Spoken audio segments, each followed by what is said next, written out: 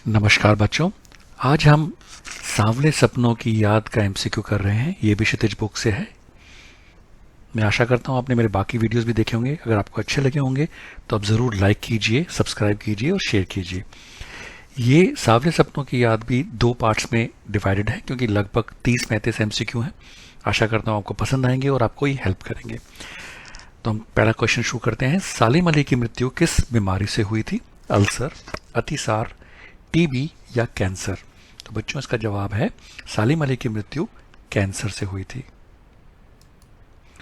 जाबिर हुसैन के साहित्य में किस साहित्यिक विद्या के दर्शन होते हैं? नाटक, उपन्यास, डायरी या कहानी? तो बच्चों इसका जवाब है जाबिर हुसैन के साहित्य में डायरी साहित्यिक विद्या के दर्शन होते हैं। पक्षियों की मधुर आवाज से कौन रोमांचित नहीं होता? आम आदमी, लेखक, सालिम अली या कवि? तो बच्चों जो पक्षियों की मधुर आवाज होती है उससे आम आदमी रोमांचित नहीं होता।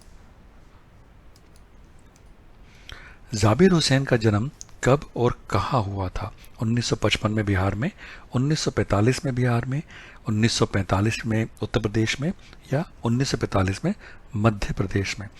तो बच्चों इसका सही जवाब है जाबिर हुसैन का जन्म 1945 में, 1945 में बिहार में हुआ था। किनके लिए सालिम अली हमेशा एक पहेली बने रहेंगे? जटिल प्राणियों के लिए, आम आदमी के लिए, देशवासियों के लिए या इनमें से कोई नहीं? तो बच्चों सालिम अली हमेशा एक पहेली बने रहेंगे जटिल प्राणियों के लिए।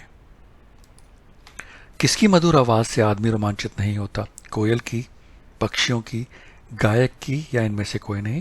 तो इसका सही जवाब है बच्चों पक्षियों की। पक्षियों की मधुर आवाज से आदमी रोमांचित नहीं होता। सालिम अली की आंखें किसकी सुरक्षा के लिए समर्पित थी? परिवार की, पक्षियों की, समाज की या घर की? तो इसका सही जवाब है बच्चों सालिम अली की आंखें पक्षियों की सुरक्षा के लिए समर्पित थी। जाबिर हुसैन बिहार विधानसभा के सभापति कब चुने गए थे? 1985 में, 1990 में, 1975 में या 1995 में? तो बच्चों इसका सही जवाब है 1995 यानी कि 1995 में। पक्षी विज्ञानी सालिम अली किसकी तरह प्रकृति में विलीन हो रहे हैं? वन्य पशु की तरह, वन पक्षी की तरह, अग्नि की तरह या इनमें से कोई नहीं?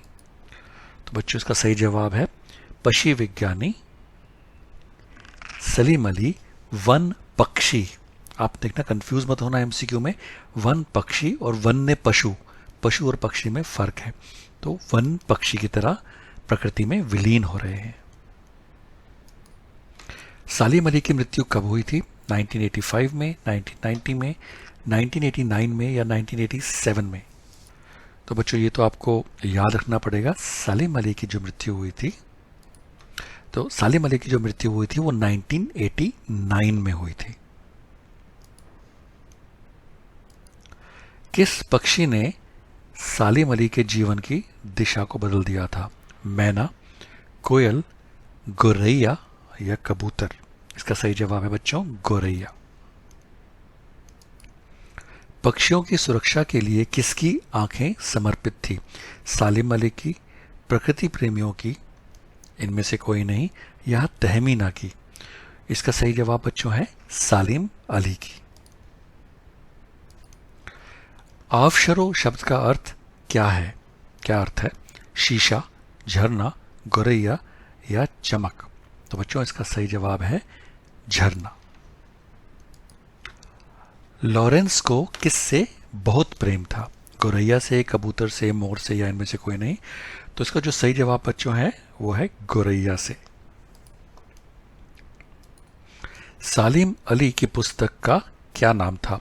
फॉल ऑफ द स्पैरो, प्रकृति के पुत्र, पक्षियों के देश में या पर्यावरण सुरक्षा? तो बच्चों हम जानते हैं सलीम अली का जो प्यार था वो पक्षियों की तरफ था, लेकिन उन्होंने जो बुक लिखी थी उसका नाम उन्होंने लिखा था specifically fall of the sparrow. Lawrence की पत्नी का क्या नाम था? कैरी, हिलरी, साविधा या फ्रीडा? ये आपको याद रखना पड़ेगा बेटा। बच्चों जो लॉरेंस की पत्नी है उनका नाम फ्रीडा था।